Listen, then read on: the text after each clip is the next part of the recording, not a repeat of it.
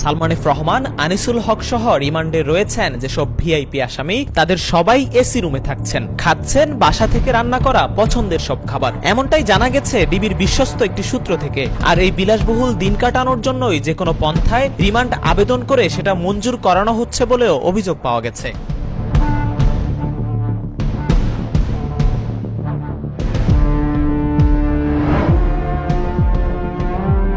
আওয়ামী লীগের হাইব্রিড নেতাদের বেশিরভাগেরই রিমান্ড শেষ হচ্ছে না। 10 থেকে 7 দিন কিংবা 5 দিনের রিমান্ড শেষ হলে ফের আদালতে তুলে রিমান্ড চাওয়া হচ্ছে।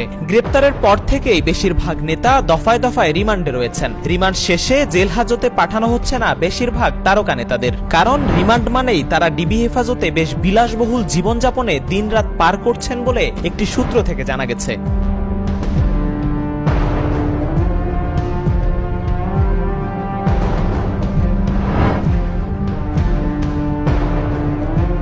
জানা গেছে ডিবি হেফাজতে রিমান্ডে থাকা নেতাদের প্রায় সবাই এসি রুমে থাকছেন, বাসা থেকে রান্না করা হরেক পদের খাবার খাচ্ছেন। যাদের ব্যাংক অ্যাকাউন্ট জব্দ করা হয়নি তারা চেক সাইন করছেন, মোবাইলে যোগাযোগ করছেন প্রয়োজন মতো।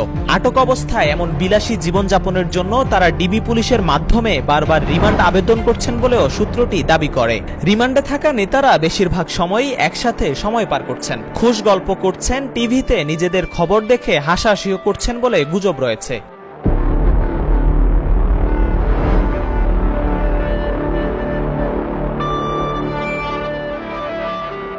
আর এসব গুজব একটি স্থায়ী ভিত পাচ্ছে গুরুত্বপূর্ণ আওয়ামী লীগ নেতাদের জেল হাজতে না পাঠানোর কারণে। রিমান্ড শেষে সাধারণত আসামিদের জামিন বাতিল করে জেল হাজতে পাঠানো হয়, কিন্তু সালমান এফ রহমান, আনিসুল হক, জুনায়েদ পলক, শামসুল হক টুকু, দীপু মনিদের রিমান্ড যেন শেষই হচ্ছে না। বারবার রিমান্ডে নিয়ে কি জানতে চাওয়া হচ্ছে তাদের কাছে। অন্যদিকে ডায়মন্ড ওয়ার্ল্ডের মালিক দিলীপ আগারওয়ালাকে 3 দিনের রিমান্ড শেষে জেল হাজতে পাঠানো হয়েছে। গ্রেফতার হওয়া আওয়ামী লীগের নিচের সারির নেতাদের এক দফা রিমান্ড শেষেই পাঠিয়ে দেওয়া হচ্ছে জেল হাজতে। ডিভিশন না পাওয়ায় এসব নেতারা সাধারণ কয়েদিদের সঙ্গেই থাকছেন, খাচ্ছেন জেলের ভাত। অন্যদিকে হাইব্রিড নেতারা রিমান্ডে থাকায় বেশ স্বাচ্ছন্দ্যেই রয়েছেন বলে জানা গেছে।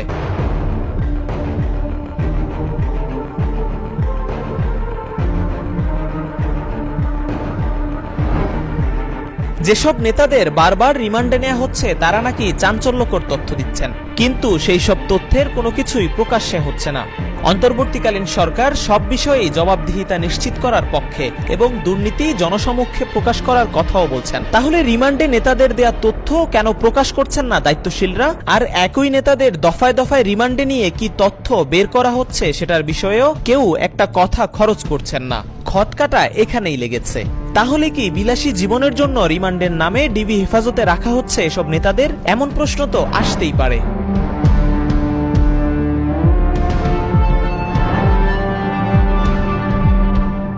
সাধারণ মানুষের মনে বদ্ধমূল ধারণা রয়েছে রিমান্ড মানেই কড়া পেদানি দেয়া হয়। এক্ষেত্রে সাধারণ মানুষের মুখে মুখে ডিম থেরাপি বলে একটি বিশেষ ব্যবস্থার কথা বেশ করে শোনা যায়। বিশেষ করে রিমান্ড শেষে আসামিকে যখন আদালতে হাজির করা হয় তখন তার শারীরিক ভঙ্গি দেখেই বোঝা যায় কড়া পেদানি দেয়া হয়েছে। তবে আনিসুল হক, সালমান এফ রহমান, জুনায়েদ পলক কিংবা দীপু মনিদের যখন বারবার আদালতে তোলা হচ্ছে তখন তাদের দেখে বোঝার উপায় নেই কোন থেরাপির রিমান্ডে তারা রয়েছেন। খালি চোখে এসব দেখে অনেকেই অনুমান করছেন আওয়ামী সুবিধাভোগীরা ডিবি হেফাজতের রিমান্ডেও বেশ সুবিধা নিচ্ছেন।